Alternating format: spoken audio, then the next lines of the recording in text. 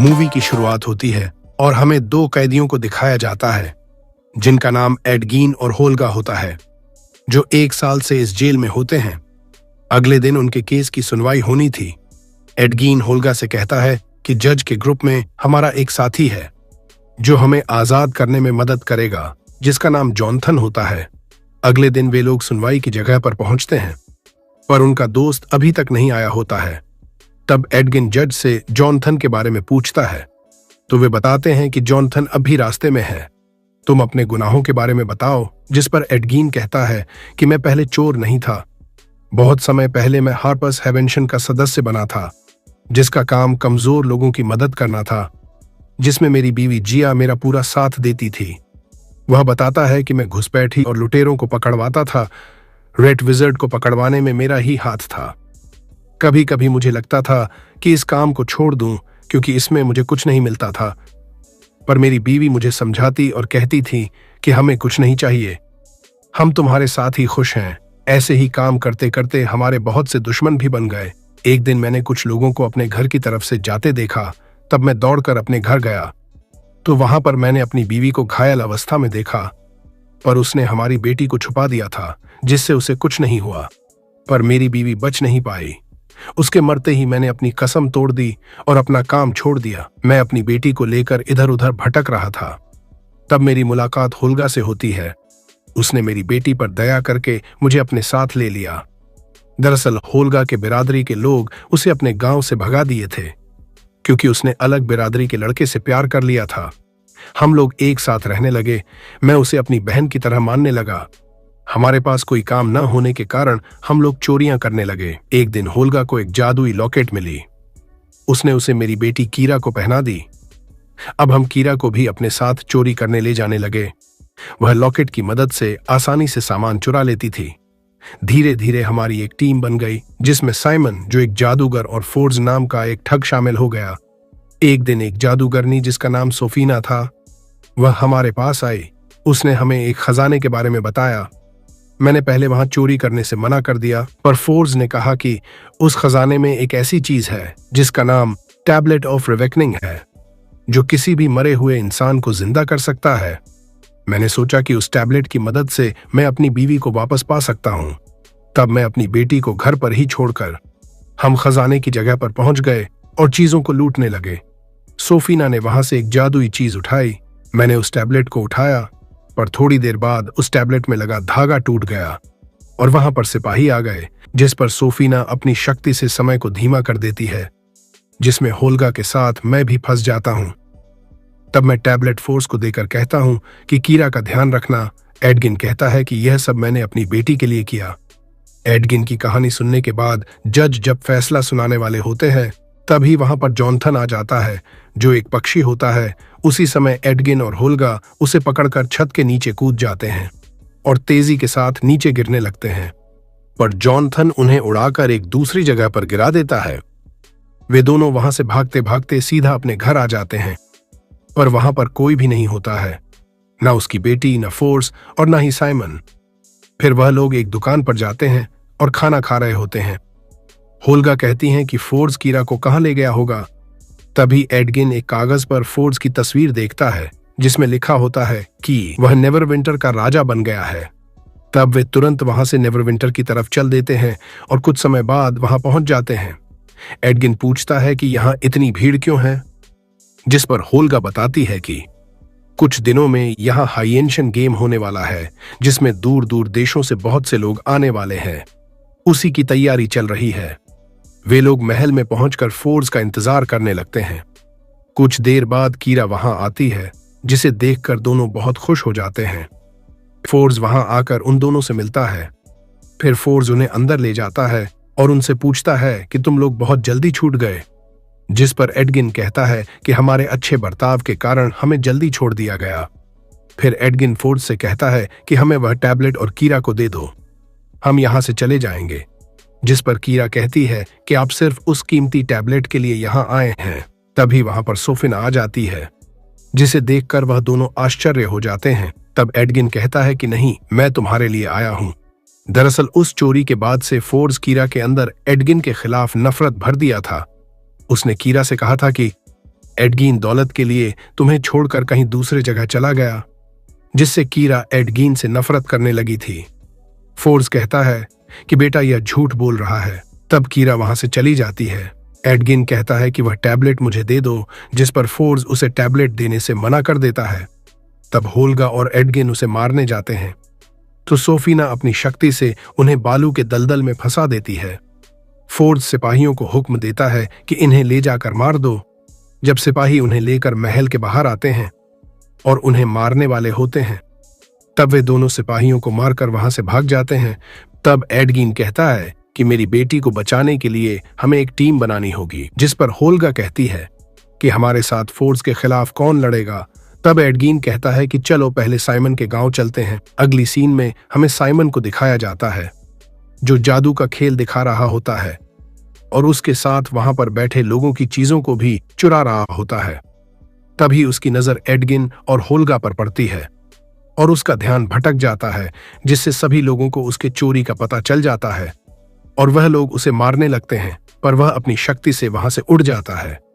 एडगिन और होल्गा उसे लेकर वहां से भाग जाते हैं। रास्ते में साइमन बताता है कि चोरी के बाद सोफीना और फोर्स ने मुझे मारने की कोशिश की, पर मैं वहां से भाग गया। तब एडगिन उसे बताता है कि हम मेरी बेटी और फोर्स के खजाने को लूटने का प्लान बना रहे हैं। तब साइमन कहता है कि फोर्स के तिजोरी पर सोफीना ने काला जादू कर रखा है और मुझे नहीं पता कि वह किस किस्म का जादू है। जिस पर एडगिन कहता है कि हमें एक ड्यूक की जरूरत पड़ेगी, जो अपनी शक्ति से महल के अंदर जाकर उस जादू का पता लगा सके।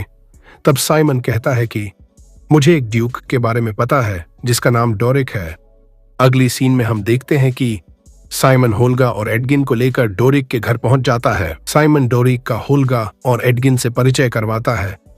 तब साइमन डोरिक को फोर्स के खिलाफ अपने प्लान को बताता है, जिसे सुनकर डोरी कहती है कि फोर्स ने मेरे लोगों को मरवा दिया और हमारे घरों को भी जला दिया। उससे बदला लेने के लिए मैं कुछ भी कर सकती हूँ, और वह उनके साथ मिल जाती है।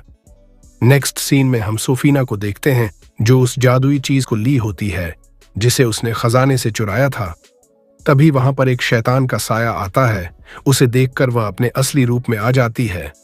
तब हमें पता चलता है कि सोफीना एक रेड विचर्ड है।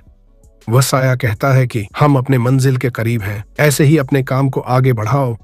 तभी फोर्स वहां आ जाता है और उसे अपने साथ चलने को कहता है। फोर्स कुछ लोगों को लेकर अपनी तिजोरी के पास पहुंचता है और उन्हें बताता है कि इस तिजोरी को कोई भी नहीं खोल सकता है, क्योंकि यह काले जादू मोडेन कैनन से बंद किया गया है। वह कहता है कि आप लोग इस तिजोरी में अपने कीमती सामान रख सकते हैं, ताकि खेल में चीजों को दांव पर लगाने में आपको आसानी हो। तभी सोफीना को वहां पर किसी अन्य जीव के होने का पता चलता है और वह तुरंत एक मक्खी पर अपनी शक्ति से हमला करती है, पर वह मक्खी वहां से भाग जाती है और एक चूहा बनकर एक सिपाही के कवच में घुस जाती है। तब हमें पता चलता है कि यह डोरिक है। सिपाही उसे पहचान जाते हैं और उसका पीछा करने लगते हैं, पर वह एक पक्षी बनकर वहां से उड़ जाती है। फिर हमें एडगिन और उसके साथियों को दिखाया जाता है। डोरिक वहां पहुंचकर उन्हें बताती है कि उस तिजोरी की सुरक्षा एक काले जादू से हो रही है, जिसका नाम मोडेन कैनन है। जिसे सुनकर साइमन कहता है कि तब उस तिजोरी को खोलना आसान नहीं है। उसे खोलने के लिए हमें हेलमेट ऑफ जंक्शन चाहिए। जिस पर एडगिन पूछता है कि यह क्या होता है। तब साइमन बताता है कि वह एक ऐसा हेलमेट है जो किसी भी जादू को मिटा सकता है, पर वह सदियों पहले गायब हो गया था। जिस पर होल्गा कहती है कि सदियों पहले उस हेलमेट के लिए लड़ाई हुई थी। तुम उस लड़ाई में मरे लोगों को जिंदा करके उनसे हेलमेट के बारे में पूछ सकते हो। तब साइमन कहता है कि मेरे पास एक टोकन है, जिसकी मदद से मैं मुर्दों को कुछ समय के लिए जिंदा कर सकता हूं। फिर वे लोग तुरंत उन मुर्दों के कब्रिस्तान की तरफ चल देते हैं और कुछ दिन बाद वहां पहुंच जाते हैं। वे लोग उस लड़ाई के लीडर के कब्र के पास जाते हैं और उसे जिंदा कर देते हैं। एडगिन उससे उस हेलमेट के बारे में पूछता है, जिस पर वह बताता है कि उस लड़ाई में हमारी सेना हार रही थी। तब हमने उस हेलमेट को लड़ाई से दूर ले जाने का फैसला किया और सबसे तेज दौड़ने वाले सिपाही को वह हेलमेट दे दिया, लेकिन वह भी उसे ज्यादा दूर नहीं ले जा पाया और मर गया। लेकिन मरने से पहले उसने वह हेलमेट एक थैंक्स को दे दिया, जिसका नाम जिंक ओंडा था, जिसने उस हेलमेट को सुरक्षित रखने का वादा किया। फिर वे तुरंत जिंक के गांव में पहुंच जाते हैं। तब होल्गा उसके पास जाती है और कहती है कि हमें हेलमेट ऑफ जंक्शन चाहिए, जिस पर जिंक उन्हें उसका पता बताने से मना कर देता है। तब साइमन कहता है कि हम फोर्स को लूटने वाले हैं, जिसके साथ रेड विजर्ड भी है। उसकी बात सुनकर जिंक उन्हें एक दूसरी जगह पर ले जाता है और बताता है कि बहुत समय पहले नेक्रोमेंशन थैन्स देश का राजा था, लेकिन सत्ता के भूख में आकर थैन ने अपनी शक्ति और एक जादुई यंत्र की मदद से बेकनी डेथ को बुलाया, जिसमें राज्य के सभी लोग मरकर एक मुर्दों की सेना में बदल गए, जिससे उसने पूरे देश पर राज किया। जिंक बताता है कि अगर रेड विजर्ड फोर्स के साथ है तो वह जरूर कुछ बड़ा करने की योजना बना रही है, जिस पर साइमन कहता है कि तुम हमें वह हेलमेट दे दो, हम उसकी मदद से उसे मार देंगे। जिंक उन्हें लेकर हेलमेट की जगह पहुंच जाता है। वह बताता है कि हेलमेट पुल के उस पार है, लेकिन उस पार जाने के लिए एक पैटर्न है। तभी साइमन गलती से पुल पर पैर रख देता है और पुल नीचे गिर जाता है, जिससे सभी लोग साइमन पर गुस्सा हो जाते हैं। तब होल्गा अपने बैग से रस्सी ढूंढने लगती हैं और उसी समय साइमन को उसके बैग में एक छड़ी दिखाई देती है। साइमन कहता है कि यह एक हेदर वेदर स्टिक है, जिसकी मदद से हम टेलीपोर्ट हो सकते हैं, और वह टेलीपोर्टेशन के लिए 2 पोर्टल बना देता है, जिससे सभी लोग आसानी से पुल के उस पार चले जाते हैं। जिंक एक तिजोरी से उस हेलमेट को निकालकर उसे एडगिन को दे देता है। फिर वे लोग वहां से बाहर चले आते हैं। बाहर आकर जिंक कहता है कि मैंने तुम्हें हेलमेट दे दिया, अब मेरा काम खत्म हो गया। यह कहकर वह वहां से चला जाता है। उसके बाद साइमन उस हेलमेट से जुड़ने की कोशिश करता है ताकि वह उसकी शक्तियों का इस्तेमाल कर सके। वह जैसे ही उसे पहनता है तो सभी चीजें रुक जाती हैं। उसी समय वहां पर एक आदमी आता है जो साइमन को उसका परदादा बताता है। वह आदमी कहता है कि यह हेलमेट बेवकूफ लोगों के लिए नहीं बना और तुम इसके लायक नहीं हो। इतना कहते ही वह आदमी अपनी छड़ी से साइमन को छूता है और वह दूर जाकर गिरता है। साइमन एक बार फिर उससे जुड़ने की कोशिश करता है, लेकिन नाकाम रहता है। एडगिन कहता है कि मुझे तुम पर भरोसा है, तुम कोशिश करते रहो। फिर वे लोग वहां से फोर्स के महल की तरफ चल देते हैं, जहां पर खेल शुरू होने वाला होता है। वह लोग सिपाहियों को चकमा देकर महल के अंदर चले जाते हैं। अंदर पहुंचते ही वे लोग अलग अलग हो जाते हैं।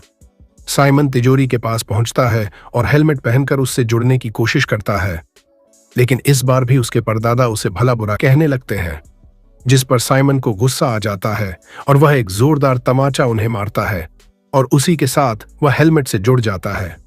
हेलमेट से जुड़ने के बाद साइमन सिपाहियों पर हमला करता है, जिससे पूरा महल हिल जाता है और तिजोरी खुल जाती है, पर उसमें कुछ नहीं होता है। इधर डोरिक देखती है कि खजाने को तिजोरी के बजाय एक दूसरी जगह रखा गया है और कुछ सिपाही उसे एक जहाज में लाद रहे होते हैं। तभी एक सिपाही पीछे से आकर उसे बेहोश कर देता है। इधर सोफीना को इन लोगों के बारे में पता चल जाता है और वह अपनी शक्ति से सभी को पकड़कर खेल के अंदर डाल देती है ताकि वे लोग उस खेल में मर जाए। खेल शुरू होता है और एक शेर सभी लोगों को मारने के लिए उनका पीछा करने लगता है, पर साइमन अपने दोस्तों के साथ डोरिक की मदद से शेर से बचते हुए उस खेल से बाहर चला आता है। इधर फोर्स का सिपाही उसे बताता है कि आपकी जहाज तैयार है। तब वह सोफिना से कहता है कि मैं ये शहर छोड़कर जा रहा हूं, और वह वहां से चला जाता है।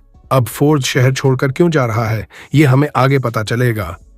वह तुरंत कीरा को लेकर अपनी जहाज के पास पहुंचता है, पर एडगिन और उसके साथी उससे पहले वहां पर पहुंचकर जहाज पर कब्जा कर लेते हैं, जिस पर फोर्स एक चाकू निकालकर कीरा की गर्दन पर रख देता है और उनसे जहाज को खाली करने को कहता है।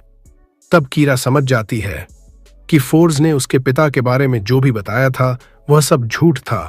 तभी होल्गा फोर्स को मारकर कीरा को छुड़ा लेती है और वे लोग जहाज में बैठकर वहां से भाग जाते हैं। तभी उन्हें खेल के मैदान के ऊपर कुछ अजीब चीज दिखाई देती है, जिन्हें देखकर एडगिन अपनी डायरी निकालता है और वह समझ जाता है कि सोफीना बेकनी डेथ को बुला रही है। तब हमें पता चलता है कि सोफीना ने फोर्स को नेवरविंटर का राजा इसलिए बनाया ताकि वह खेल के बहाने ज्यादा से ज्यादा लोगों को इकट्ठा कर सके और वह उन लोगों को मारकर मुर्दों की एक सेना बना सके और दुनिया पर राज कर सके। इसके बदले में वह फोर्स को बहुत से खजाने देने का वादा किया, इसीलिए फोर्स खेल के बीच में ही वहां से भागने का प्लान बनाया। तब एडगिन उन लोगों की रक्षा के लिए तुरंत जहाज मोड़ लेता है। इधर सोफिना बेकनी डेथ को बुला देती है।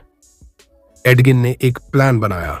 उसने खजाने में एक पोर्टल और उसी के साथ फोर्स के उड़ने वाले गुब्बारे में एक और पोर्टल लगवा दिया, जिससे खजाना गुब्बारे से होकर बाहर गिरने लगता है और सभी लोग उसे लूटने के लिए उसके पीछे भागने लगते हैं, जिससे पूरा मैदान खाली हो जाता है, जिसे देखकर सोफीना बहुत गुस्सा हो जाती है और सभी लोग बच जाते हैं। सोफीना एडगिन और उसके साथियों को देखकर उन पर आग के गोले बरसाने लगती है और साइमन अपनी शक्ति से उन्हें रोकने लगता है। फिर वे लोग एक साथ सोफीना पर हमला करते हैं और उसे रोकने की कोशिश करने लगते हैं, पर वे लोग उसके सामने टिक नहीं पाते हैं। तब कीरा चुपके से उसके हाथ में जादू रोकने वाला ब्रेसलेट पहना देती है, जिससे सोफीना अपनी शक्ति का प्रयोग नहीं कर पाती है। उसके बाद डोरी एक भालू बनकर सोफीना को मारने लगती है और उसे पटक पटक कर दूर फेंक देती है, जिससे वह मर जाती है। फिर हम होल्गा को देखते हैं, जिसे रेड विजर्ड का चाकू लग गया होता है और वह मर जाती है। तब सभी लोग बहुत रोते हैं। फिर एडगिन उसी टैबलेट को निकालता है जिससे वह अपनी बीवी को जिंदा करने वाला होता है, पर वह उसे होल्गा को जिंदा कर देता है। सोफीना का जादू खत्म होते ही नेवरविंटर के राजा को होश आ जाता है और वह एडगिन और उसके साथियों को इनाम देते हैं और फोर्ड्स को जेल में डाल दिया जाता है। और इसी के साथ यह मूवी यहीं पर समाप्त हो जाती है।